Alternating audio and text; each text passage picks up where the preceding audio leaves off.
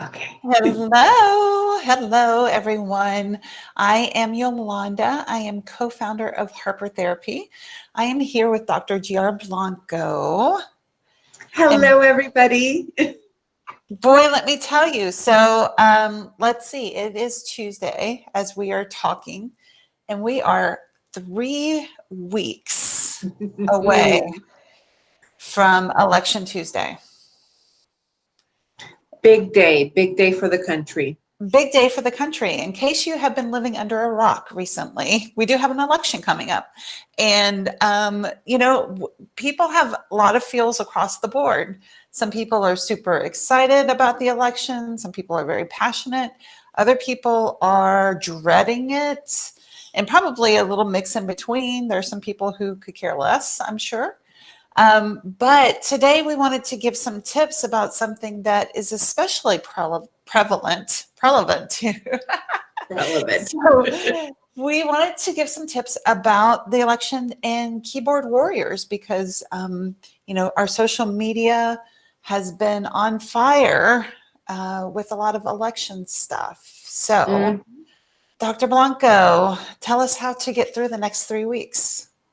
These next 3 weeks are going to be extremely intense for everybody, whether you are into the political realm or not.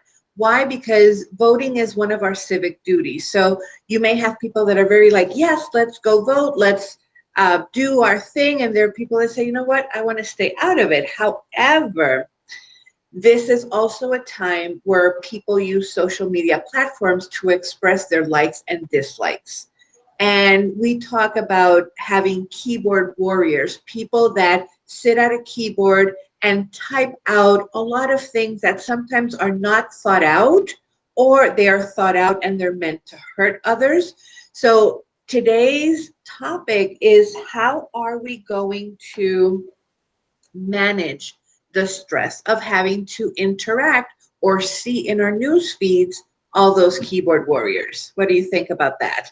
Fun times. I think it is very much needed and very timely. So I'm looking forward. I'm making notes on your tips. And it may seem difficult to stay away from keyboard warriors nowadays because social media isn't on all our electronic devices.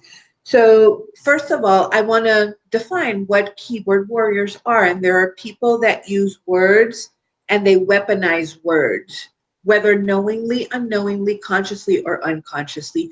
And once we identify that that is happening, I came up with 10 pointers that we could all implement in our lives to make our lives easier and less stressful when keyboard warriors kind of gang up around us. The first one is, let's agree that we're all different.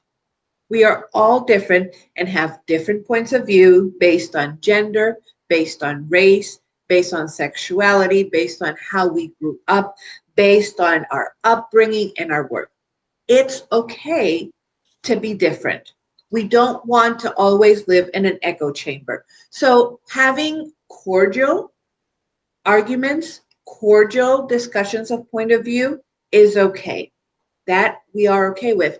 We are not okay with hurting the people that are going to read our posts. Right. That's Yeah, a that's big a one. big distinction. Yeah. Yeah. We don't have to agree. That would be point number two. We don't have to agree on all our points of view. We have to make our best effort to understand where the other person is coming from. And at the end of the day, it's okay to agree to disagree. That's the most important. We have to understand that everybody has a right to have a different point of view. That has a whole bunch of ramifications to it, but we're keeping it simple today, direct. Accept differences. It's okay to agree to disagree if at least you can find that middle ground, the understanding. The third one is, if you know that you and that other person who's behind the keyboard can have a conversation face to face, would you use these words, this tone to speak with them? I think that one's super important, right? Yeah. It's easy to hide behind a username. It is very easy. And also, when you're writing something, people can't see your body language. They can't hear your intonation. So something that you wrote maybe in a loving or joking way could be misinterpreted just because there is no way to include your inflections, your way, your tone of speaking. Then that goes into our fourth one. So fourth one is, but it's my feed. It's my right. I can express what I want. Yes. Thankfully, the First Amendment protects our right of expression, freedom of expression. However, what people sometimes forget is that that First Amendment, if you exercise it, you have to be ready for the consequences. Mhm. Like everything, you may say something that you feel deep in your heart. It may hurt somebody that you love very much. That is a consequence of you exercising your First Amendment. Go ahead, exercise your First Amendment, but really do think about what is it that you're presenting in your social media feeds. Mhm. Keyboard warriors are on the prowl to push us over the edge and for us to engage. And when we do that, this is my right, they're like, ooh, here it is. Now I can go back and start this, not even conversation, this argument, which doesn't have a final destination. Why? Because we both have different points of view. Mhm. So that's point number 4. I'm kind of going really quick. First is let's agree that we're different. Second, we don't have to agree on all the issues. Third one, if you won't say it in person in that way, be careful with how you say it via text or social media. The fourth is, yes, you have the right for a freedom of expression, but there are consequences to that. The fifth one, this is a big one because people have gotten fired for this. When posting, think about how will my children, family, coworkers, bosses react if they see this post. Mhm. I'm going to just pause there for a second. Big one. Big one. We know nowadays that somebody can tag you, somebody can tag your company, somebody can present that, and those are grounds for firing. So be very aware of if somebody were to read this, how would they respond? Yeah, that moment of passion of expressing yourself take a toll for a Yeah. long run. Yeah. And you may type it and you may Mhm. hit send and it was there 2 seconds, but those 2 seconds, Mhm. somebody did a screenshot and there it is. It's on the internet forever, on the interwebs On the forever. influence, yes. I know I was Yes. talking with a friend and they had something heated that they were feeling heated about, and so they drafted an email in this situation, but they didn't put a to, they didn't put a name to, they were just going to let it sit and then come Mhm. back to it. So That's a great little technique too, space. Yeah. having that space. Then the final 5 points. If a keyboard warrior is attacking you and that happens, remember that you can choose not to engage. Mhm. It's okay to read what they're saying, step back, make a pause. It takes two to tango, Totally. totally.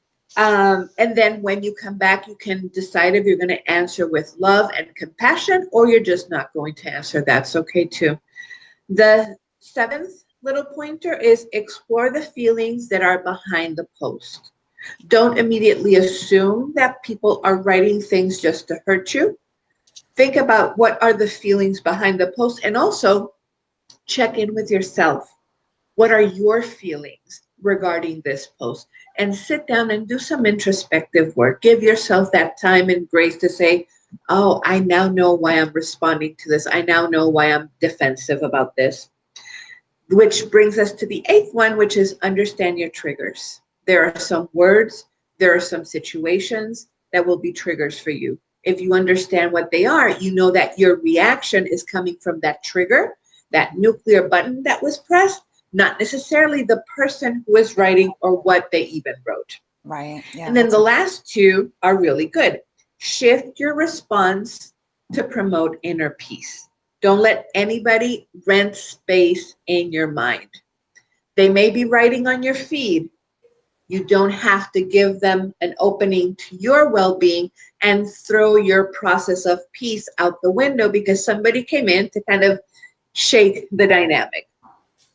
The last one, As a last resort, you also have the ability to unfollow, unfriend, or decrease the amount of news feeds that you see from that particular person. And that's okay. Once all the election time is over, you can put them back in your regular rotation of how many times a day you see their news feed. So in general, the last 5 are: if they're attacking you, you don't need to engage. Explore the feelings that are behind your response to the post. Understand what are the triggers for you from that post. Shift your response to promote inner peace. And the last one, you may unfollow. That's okay. Those are my 10 pointers for today. Fantastic. And I'm glad that we have this video to rewatch so that we can keep those in mind in the coming weeks. Yes. So friends, if you could use some support in getting through another tumultuous part of 2020 in this upcoming election, I'm guessing that it will be a little tumultuous. Give us a call, 813-434-3639. We'd be happy to support you in your mental and emotional and relational well-being, regardless of where you fall on the political spectrum. We're here to help. It's good to see you, Dr. Blanco. Thank you so much for your tips. You're welcome. Thank you. Thank you, friends. Have a good one.